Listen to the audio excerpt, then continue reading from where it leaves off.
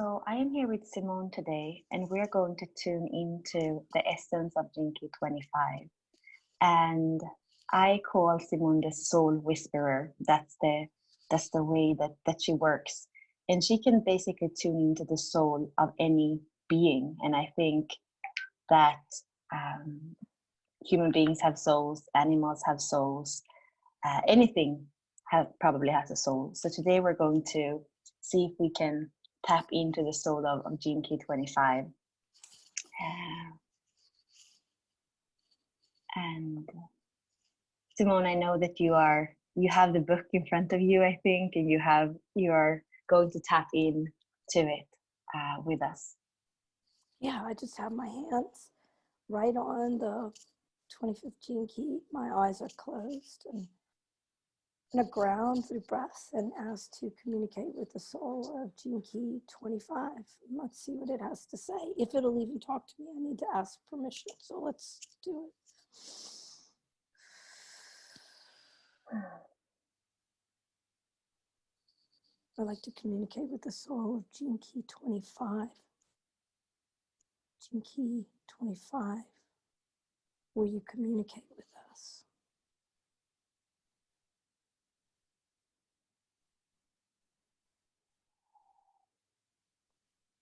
So first thing I felt, just waves of energy rising up, and then they swirled around me, and I feel like I'm in the void of space. It's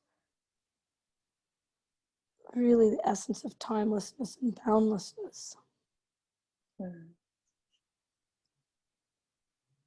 it's interesting that Gene Key 25 is starting with the way it feels. So it's using clairsentience to send me its essence right now.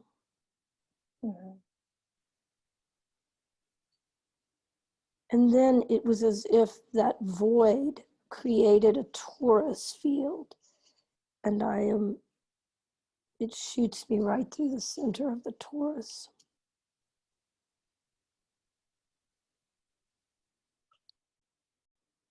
And it's as if that torus creates another torus that's even, so I guess a fractal of toruses, if you will.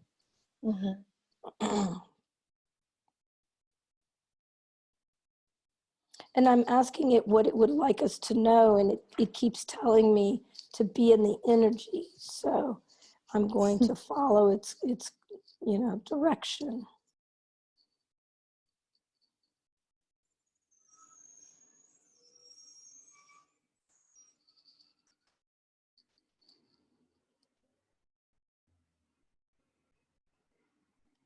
And as I'm going through the cycle of the torus, through the inside of the torus and the outside, and I go through the fractals of toruses, it's as if it collects and tosses out everything in life. So imagine just, I'm coming up through the center and flying out of the top, and it's like Christmas trees and cars and people and things from day-to-day life.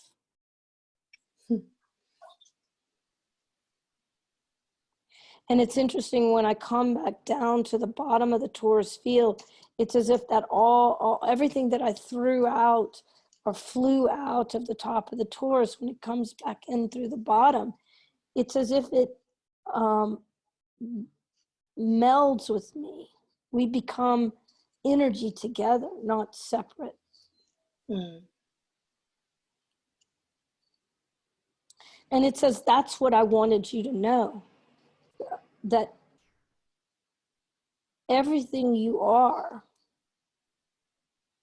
and everything that you are with is one with you.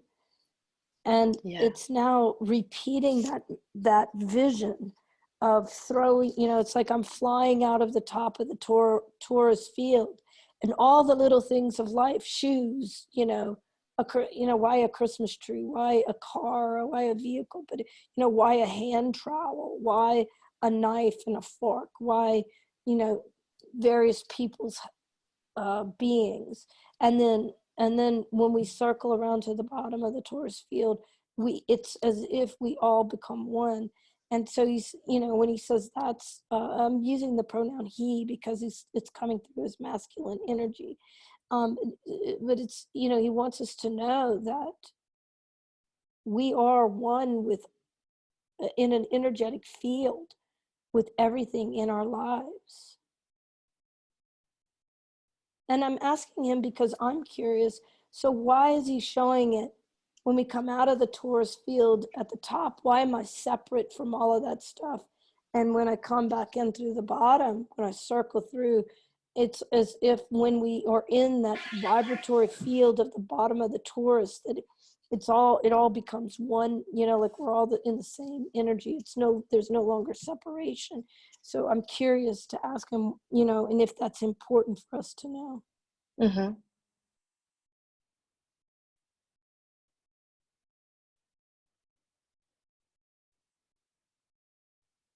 Well, he says, I want you to know that you are always cycling through.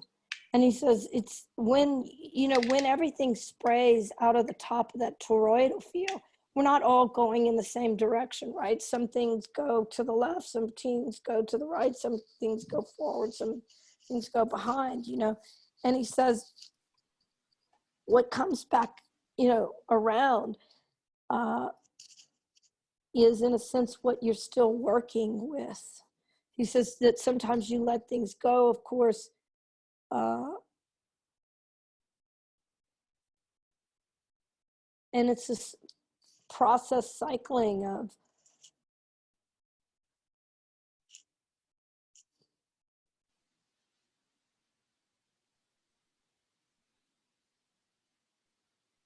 He says that you're one with all, whether you perceive it separately, like what I'm seeing at the top of the toroidal field, or whether you see it all in one energy at the bottom of the toroidal field. He says it's all cycling. And I'm asking him if he's ready to take us to what's next, and what he wants us to know.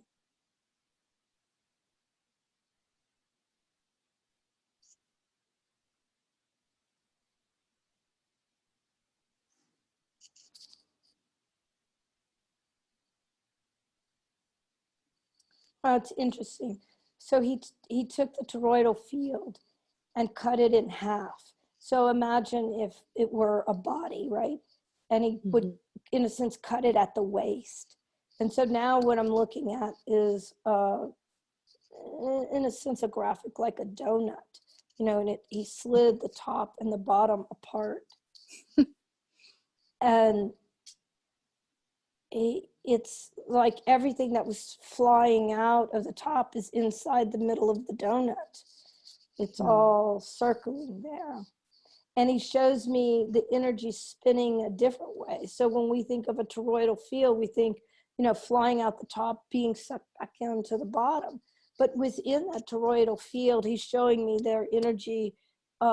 If the regular toroidal field is a vertical flow of energy, within the toroidal field is in a sense, horizontal flow of energy cycling.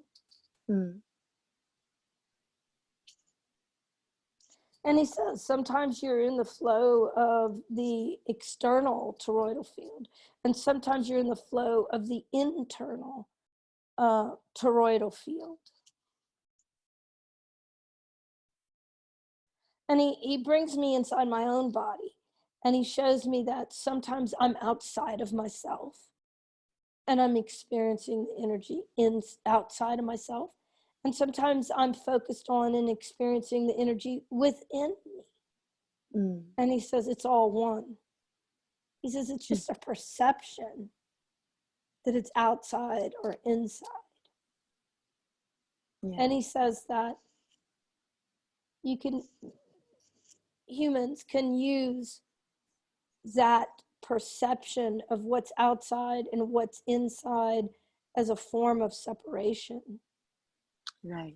From the truth.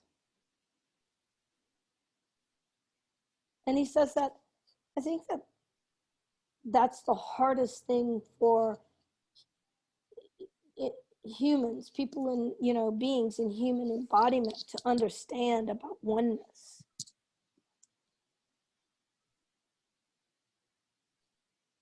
That what's out of you, what's out or outside of you is what's inside of you. He says that it's easy to compartmentalize because it makes it easier to deal with what occurs in life if separation is a tool. He says a scientist bisects, dissects whatever a scientist is looking at. And for humans, it's easy to cut things into pieces, to compartmentalize, to separate as a way of dealing with or understanding the whole. So he flashed me a little movie, and the movie was a depiction of a story I once read about a scientist who gave a homework assignment of going and examining, I think it was a fish or something, or it was like, you know, some kind of sea life or something. And the person went, you know, and saw scales and eyes, everything external, started with the big, and then, you know, this went on for days and days until, you know, the student had studied this and had, you know, a few things in the first reporting. And then the harder the mentor pushed the student, the more the student was able to uncover. And he's saying that when we separate, it's easier for us to examine the pieces individually. And yet, the ultimate understanding comes with the understanding of the whole. So we might have scientists who study water on Gaia, or doctors study bodies, or, you know, we have scientists that study the atmosphere. But really, it's when we understand how everything is working together. All of the minerals, all of the water, all of the atmosphere, all of the universe. It's when we can understand the whole that we understand the truth of the minerals and the rocks and the dirt and the molecules in the water. And then we understand ourselves when we understand the whole. And as humans, we use pieces and parts to layer, to be able to handle what we're experiencing. It's easier to look at a piece or a part than it is to look at the whole. He says, but that's an illusion. It seems too much, but it's actually easier. But as humans, he says that we've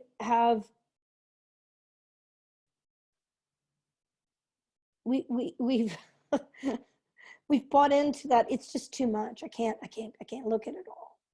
And he flashed me a picture of Richard in I think one of his YouTube videos or something, or a recording that I heard, and it was when Richard was talking about, and it might be at the beginning of the Gene Key book, where he says, you know, look at a piece, look at the whole, you know, where is it fun to look?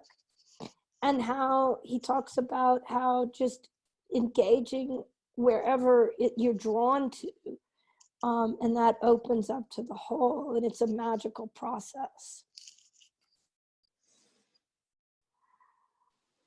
So that would be a kind of advice for us to, is this,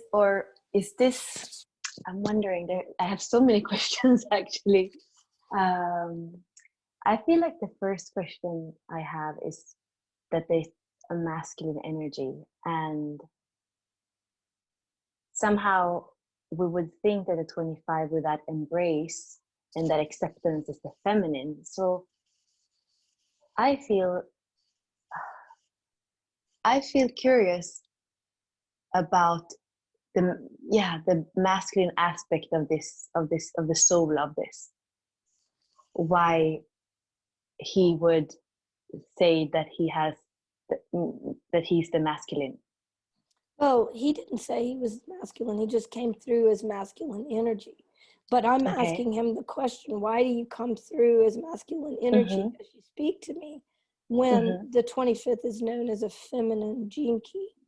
And he says, because the masculine aspect is the action and the feminine aspect is the container. And he says, I started with the container when I gave you the feelings. That's why I told you to feel into the energy before I spoke. So he says, I don't mean to correct you, but when we started with the container, that was the feminine. This channel only recognized the masculine when I started speaking, which is the action. Yeah, and there's something, I don't know if the 25 is feminine or masculine. I know the 25 is in the G center, so that's about love and identity. And then the 36 is the other kind of love key somehow. I don't know why I feel that, and that's emotional. So maybe actually I can see how this energy is less emotional, and maybe it is more about a presence that is there and seeing everything and seeing the part and the whole. Well, I it says see. within the key, within each of the keys, there is masculine. There's a sacred union of the divine masculine and the divine feminine. And he says it's really a matter of who is tapping in and what they need and what helps them engage with the key is what they actually experience. He says, but within every key, there is a divine feminine and a divine masculine aspect. They're all in sacred union within themselves.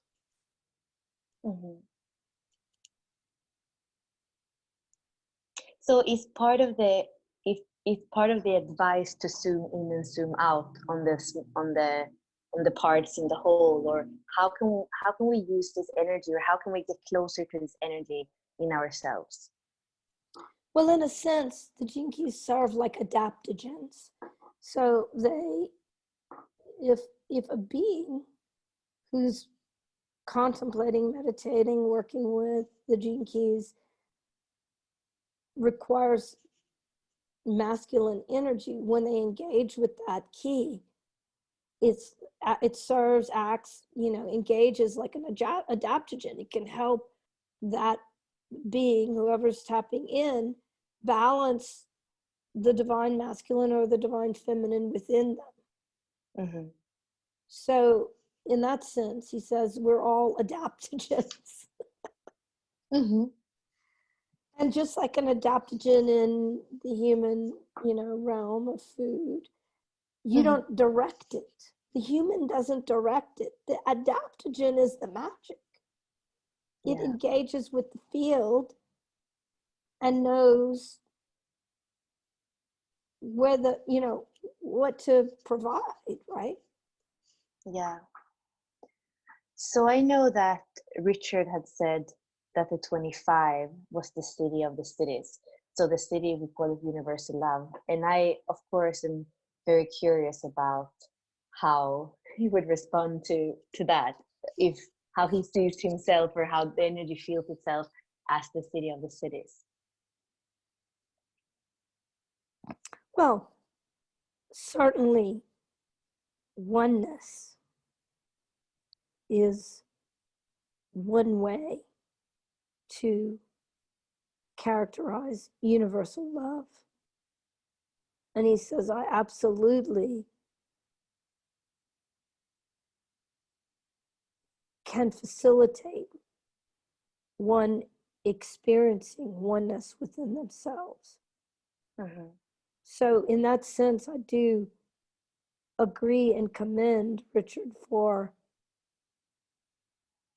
that wisdom, that knowing of me. Yeah.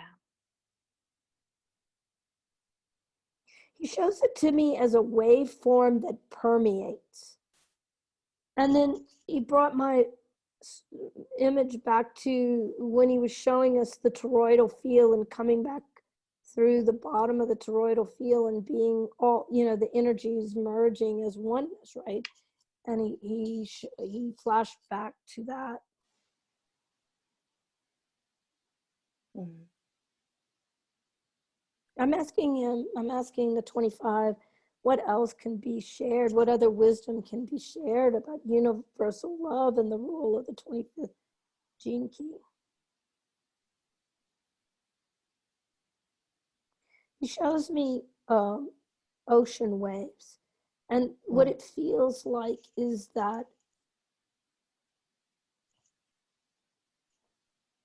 the, you know how waves provide a rolling action, and when the waves are rolling, what I feel in my body is a balancing occurring.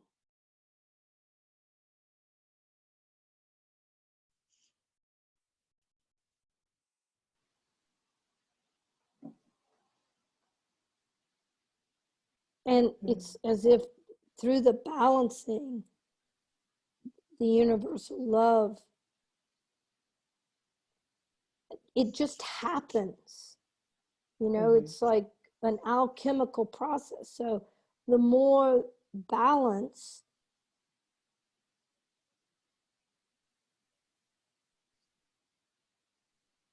the universal love occurs. And he shows me a picture of a flower blooming. And so he says, when do you humans recognize the bloom? Is it the minute the bud bursts, or is it the end of the flower? Mm-hmm.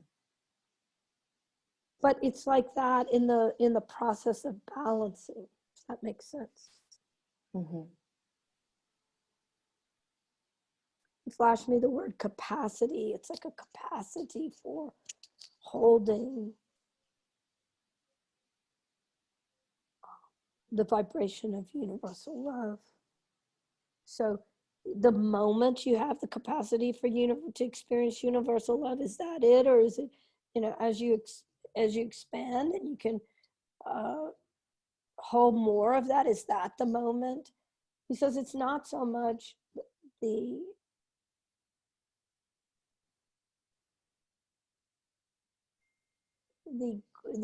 quantity, but it's the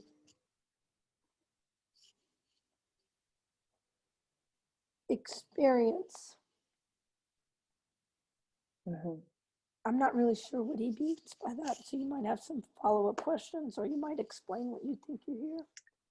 I mean, I was thinking about what I said before we started recording about the allow, accept, embrace, and that is a continuous process. You're never done allowing, accepting, embracing, because every time, like every moment of life, or every time you pause, there's like something new in front of you. It's basically all of these things that you are kind of seeing coming up and being thrown out. So yeah, I guess it is a capacity for a process more than like a measure of something, of one thing. And at the same time, that process is like a process of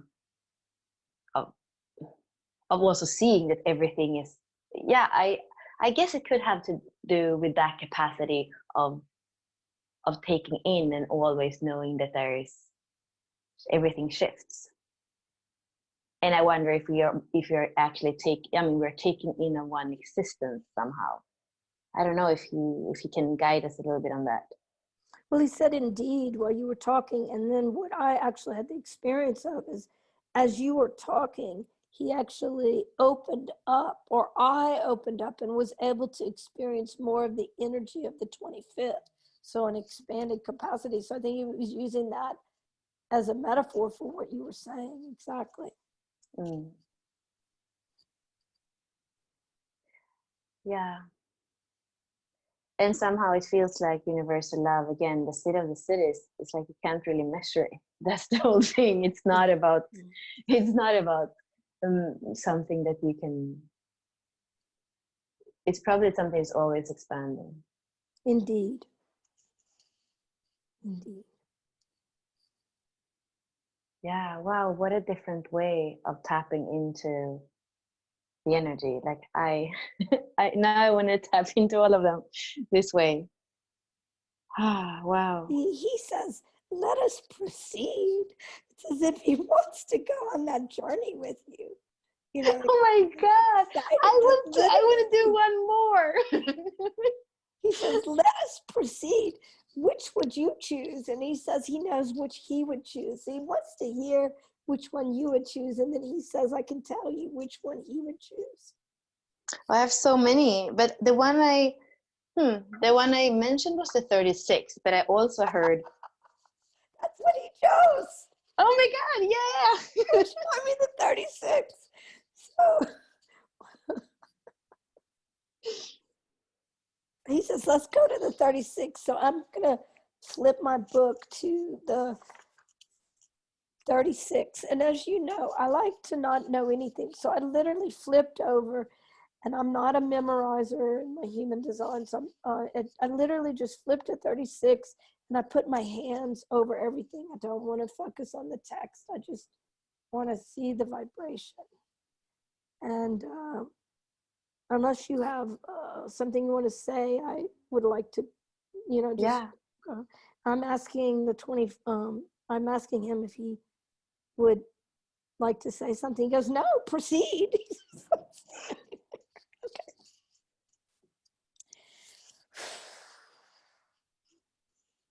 I asked him if I needed to disconnect from him before we went into the 36, and he said, no, it would be okay. So I would like to communicate with Gene Key, with the soul of Gene Key 36.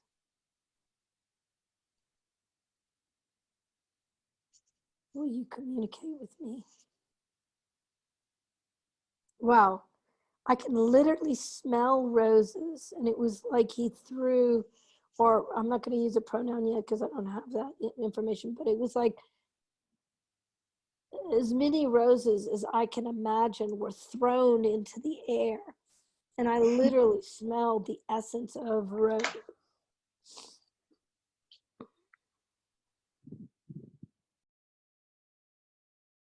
I asked, what wisdom would you like to bring into the world? And he says, smell the roses, smell the roses. So he's telling me, directing me back to the energy. So it's not ready to move into action. So we're in the container, right? The divine feminine, the space.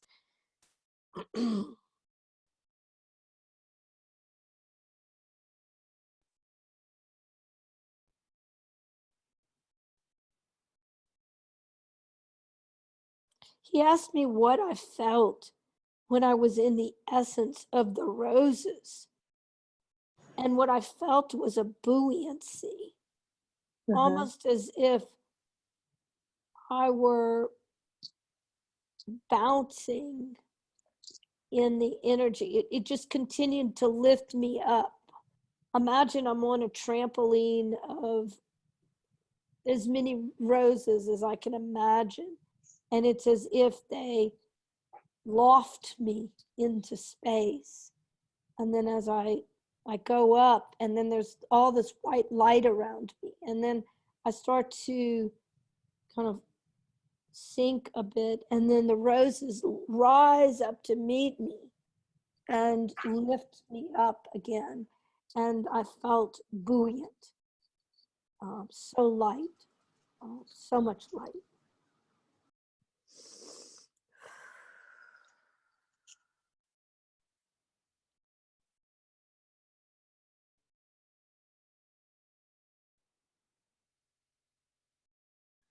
I asked him what he would like listeners to know. And he says this experience of lightness, of buoyancy, of being uplifted, of knowing expansion, of there's a joyfulness and a lightheartedness to this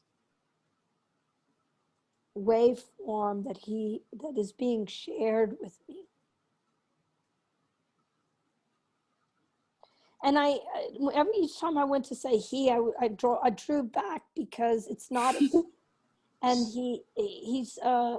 I'm being shown the essence of the union of divine masculine and divine feminine.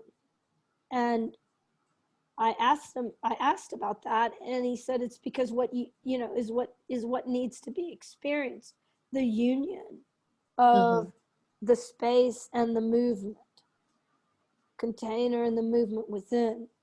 And the 36 is saying that that's what the 26 was showing us when we were shown the energy, the vertical flow and the horizontal flow of energy in within the with the toroidal field. And he says it's a sacred union. Yeah. Through the energy flow.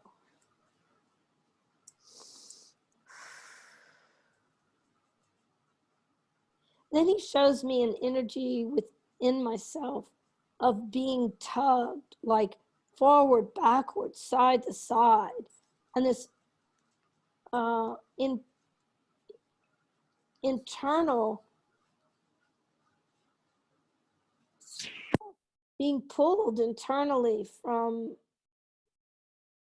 in whatever direction.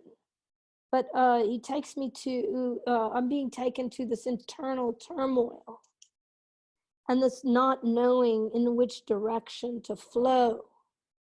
And he says, let go. It's like, imagine that I'm being shown through the image of like a ponytail. And the hair is being grasped within a ponytail. And you can tug on that, and the hair goes every which way. And he says, imagine that you're not being tugged, that it's an internal perception or point of view, that there is a pulling, a turmoil, a not knowing which way to go. And he says it's an illusion. You don't have to choose in any direction, this or that, up or down, right or wrong, forward or backward. It says expand out.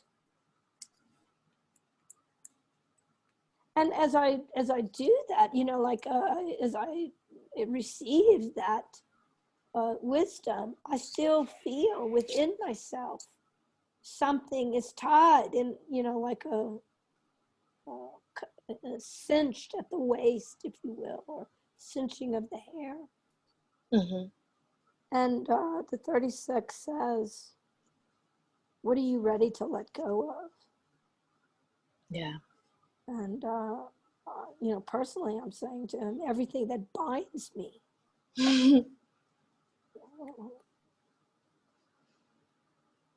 And then when I say that, it's like, when you shuck a corn and the corn silk is inside and it just flows. It's like, it's silk.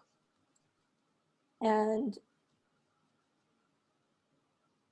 the beauty of corn silk. Yeah. It's as if it has light within it, and it simply is.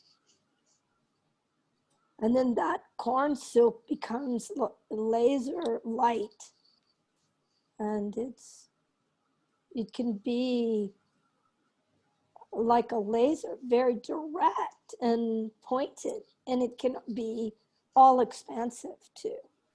And he says, if you're not pulled this way or pulled that way, if you're not binding yourself, he says, what's possible? What can you look to? Do you even need to look to anything? Or is everything just right there? He says, this confuses you humans. The possibility of seeing, experiencing everything, all there is. To some humans, that seems insurmountable, impossible. And he says, yeah, you all have the capacity to have that experience. The boundlessness of all light. And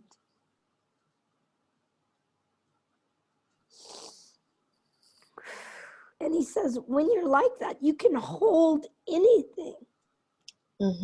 Everything can be held.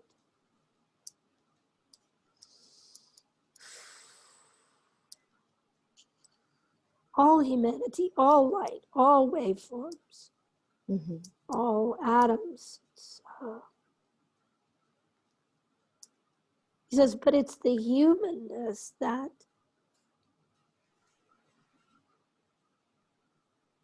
connects you. Yeah. It takes me back to the moment. And he says, I don't want you to think this is a bad thing. But takes me back to the moment when I felt like, you know, a hair tie was tying me, like, you know, threads of light all being bound together. He says, that's the humanness.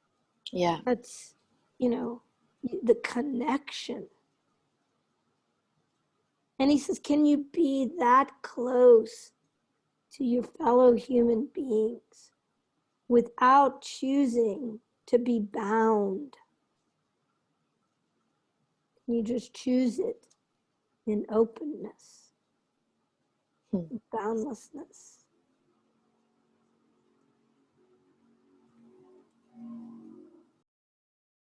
In compassion.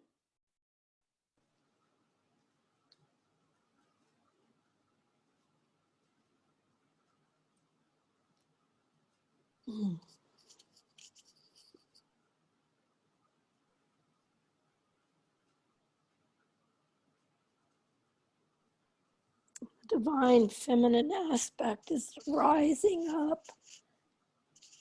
It's as if she's been holding the space for all that was shared and vocalized. And as she rises up, it feels like a flower blooming within me, within us all.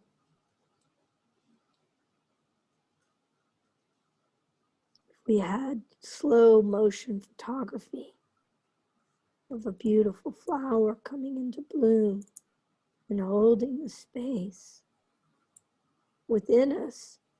And it feels like, as I'm watching the video of this divine feminine, this flower blooming from the earth, it's as if she holds all that is the earth and all that is outside.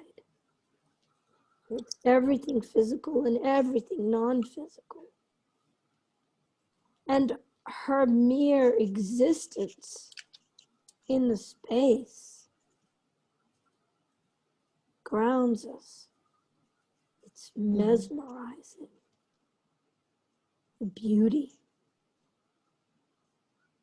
And it's more than physical beauty. It's as if it is beauty within each of us. And I am tearing up because there's so much love being spread through all of humanity, and it's as if I can feel that within my body. The existence of the beauty within all of us without. Sometimes word without just means like if we have inside of us and then our skin is a barrier and then there's everything outside of us, it's really not, you know, energetically, it's within and without us. It's a in toto, if you will. And it's a reminder to feel that beauty within us and without us. You know, what's in the beauty within is the beauty without, the beauty on the other side of our skin. And This is the beauty of physical and non-physical within each of us. And it's as if when we just gaze upon this flower, this space is, holding us, we are able to tap into the beauty within our souls, within our bodies, within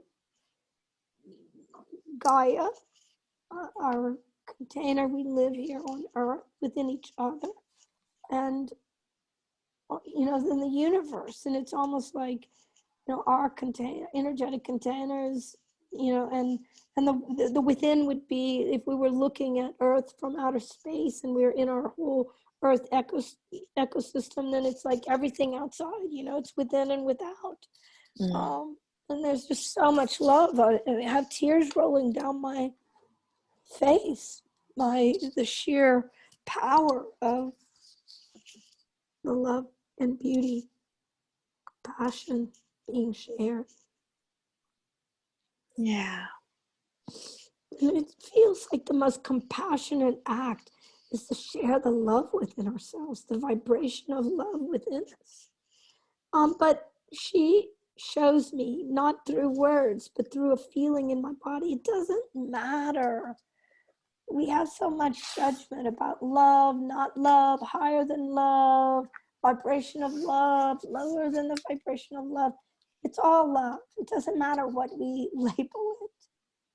We can label it as something that we perceive as less than or more than, or equal to. It doesn't. None of it matters. She says it's all beauty, even the cracks, the things that we perceive as cracks or black holes, or however you want to label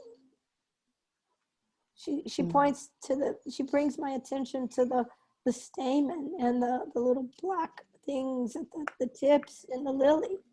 And it's all beautiful. It's all beautiful.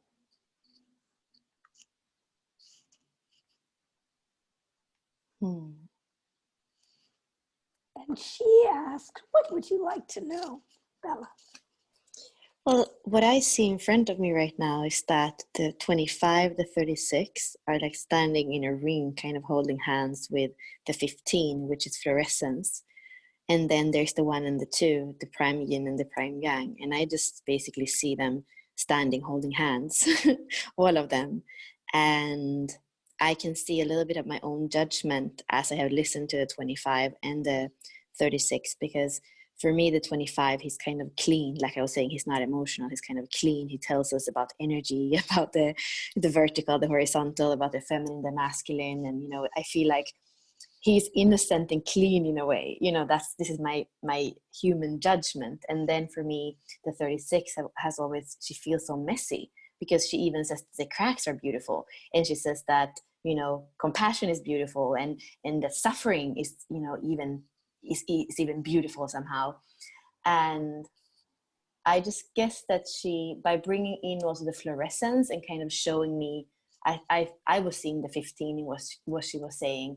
She's showing me the bud and the flower. And then when I can see humanity as a bud, as the magnetism in the 15, that is helping me to not feel swallowed or bound down, what she was saying in the beginning, what you were feeling in the beginning, by that tie.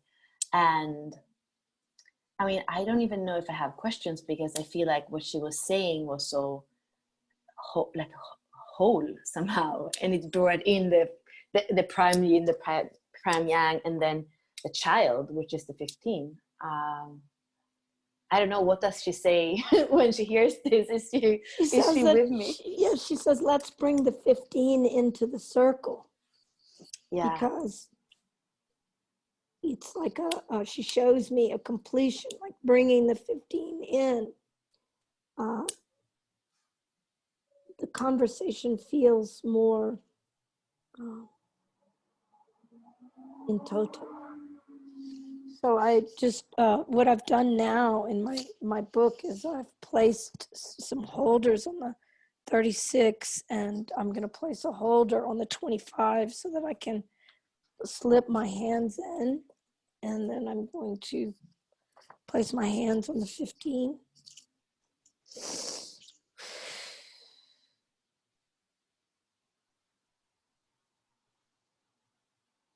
I'm going to ask the 15 if it would like to communicate with us. He said, the 15 says, I'm already here. I'm already in the circle. And I'm asking the 15, what would it like to share? It takes me to, in a sense, the 0 point. He says, let's go back to the beginning.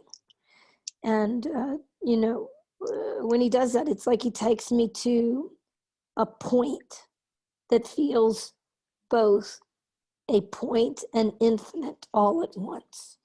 It feels like the smallest measure and the infiniteness.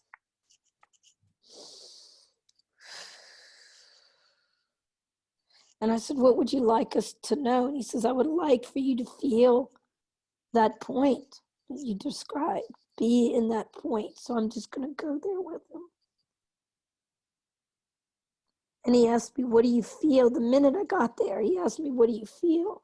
And when I go to that very point, I feel infiniteness. I actually feel all you know, infiniteness. Mm-hmm.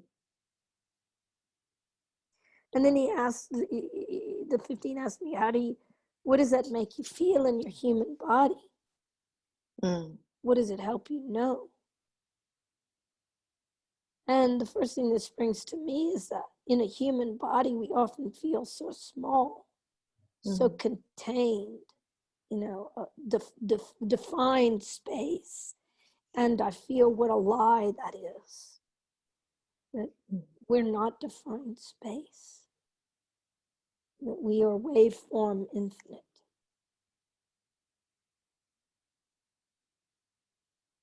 And he says, that's it exactly. You are the beginning and the end. You are the smallest and the infinite. Because really, there is no such thing.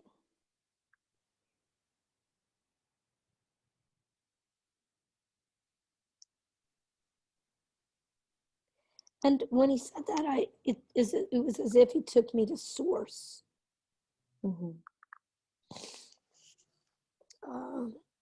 And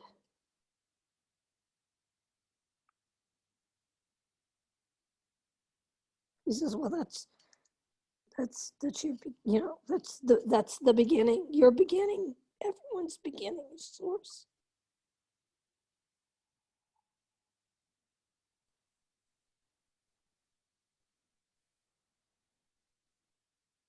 He says, you think your trivialities, your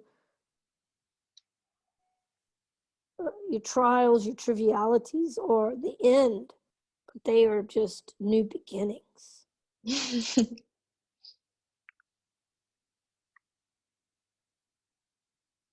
He flashed me the word expanse, and at that moment, I felt like the expanse of, say, the Grand Canyon or the Great Prairies, or looking across at the ocean, and, you know, everything in Gaia that helps us have that experience of expanse and infinity.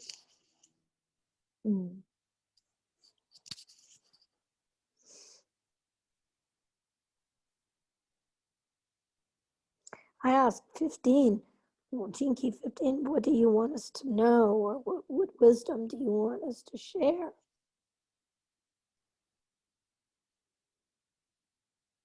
And again, he takes me right back to the point and the infiniteness. And then he says, do you have any questions? So, do you have any questions?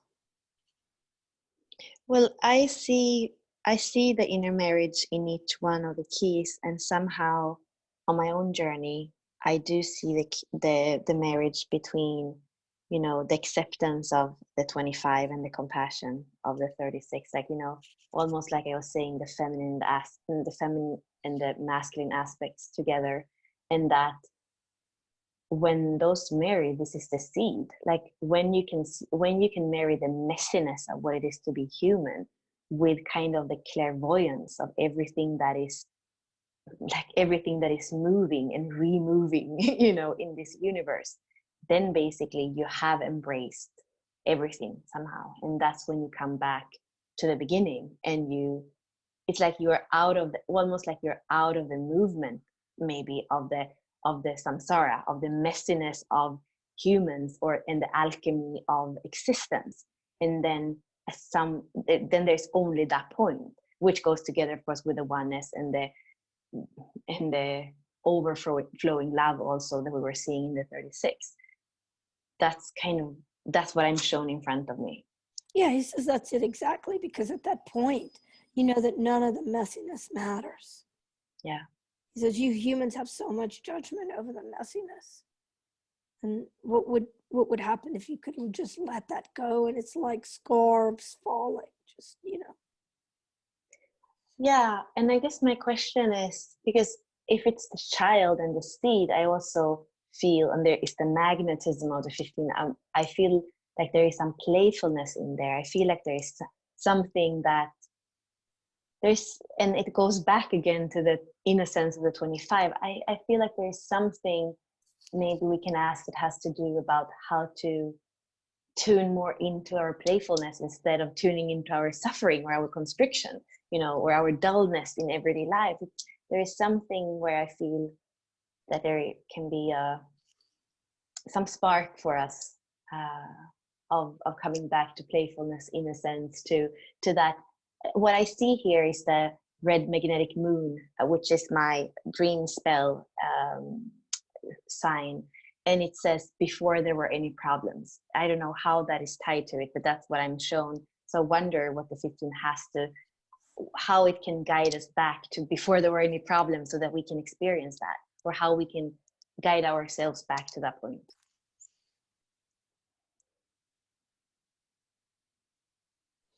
He says, share the image you've been seeing, and then I will tell you. So the image I've been seeing is the 15, the 25, the 36 as a triangle, right? But engaged in this circle. And there is a weaving of light. It looks almost like silk ribbon.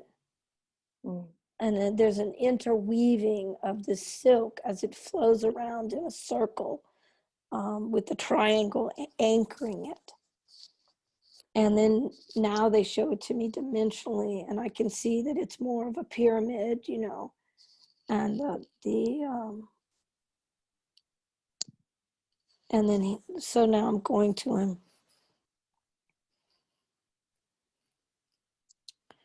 He says that you forget that you're here for the dance of life when you focus only on the problems. And that the dance of life is the lightheartedness. Yeah. When you can acknowledge in the moment that you're perhaps struggling, and also that you're dancing because you chose this experience. Then you can be joyful in heart, lightheartedness, that you're dancing. And then he shows me pictures of tango dancers. And, tango dancers are, it's so, like the lines are so angular and strong. And, he shows me, when the tango dancers are face to face and their hands are connected in front of them, almost like an arrow, and the elbows are pointed back, and there's this movement that's so powerful and strong in the tango. And then he shows me the hearts of the tango dancers. And their hearts are bubbling with joy. They're giddy. They're laughing. And in their minds, the passion is, in a sense, the void, formless. And so when you can remember the dance of life is joyful, whether you're in turmoil or you're in, he's flashing a word with an I that begins with an I. It's like,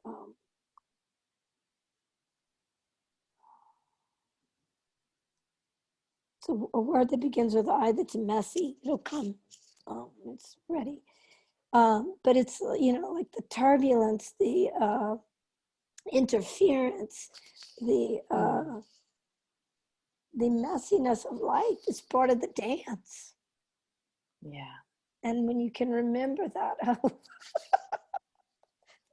of the dance. Yeah.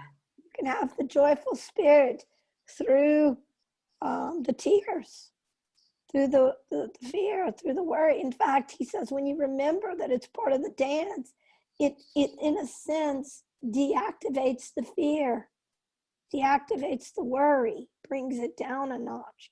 And he says, to what extent it brings the charge down, whether it's the interference or the turbulence or the fear, the sadness, the worry, the stress. It's almost like an internal wink, Mm-hmm. On the one hand, you have this awareness that, I'm stressed out. It's real world. Like, I need food.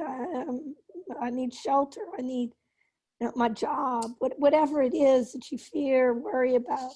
But if you can wink inside and go, oh yeah, this is the dance of life, then it just desensitizes it all. Mm-hmm. And then questions like, oh, what's the next step? What's the next, am I going to tango? Am I going to salsa? What's the next dance in this dance of my life? Yeah. Yeah, and it's always like I can see, almost like I can see the divine masculine, or the masculine is kind of bowing into the 36, like the 25 is bowing in, kind of saying that the masculine is ready to, instead of being yang and out in the world and solving problems, and it's there to bow to. There is something like even with the process as humanity is going through, the trials that we're right now and the evolution, it's somehow the masculine coming home. That's what I hear or that's what I see in front of me with this. It's like it is this inner marriage again when they come together, and that's when the dance begins. Because when we're not home, when the masculine, the inner marriage is not together yet, where is the dance? There is no dance. Right, and the divine feminine is the ultimate strength, right? Because she holds the space for everything. Yeah. So, when you see the divine masculine returning to the space, it's the life force of all. Yeah. Wow. Should we ask them if they have anything more, or if they feel complete? I was just saying the word complete and feeling it in my body, but I'll ask the group. They say, we would like to speak to you more. And we would like for a settling, it's like a pause for this vibration to settle within the field. Synchronize is another word they flash, but it's not as powerful as the word when they say settle. It's like, come into consciousness, into bodies. And when it is anchored in, and it shows me like, first chakra, when it's grounded, and you'll know when it's grounded in, we would like to continue the conversation for the next dimension of the space. And there's 2 other gene keys that they want to bring in to the conversation. Mm-hmm. It might be the 1 and the 2 that you mentioned earlier, because they've been standing off to the side as after you said their names. Mm-hmm. Mm. And they said, we send you on with love. Thank you.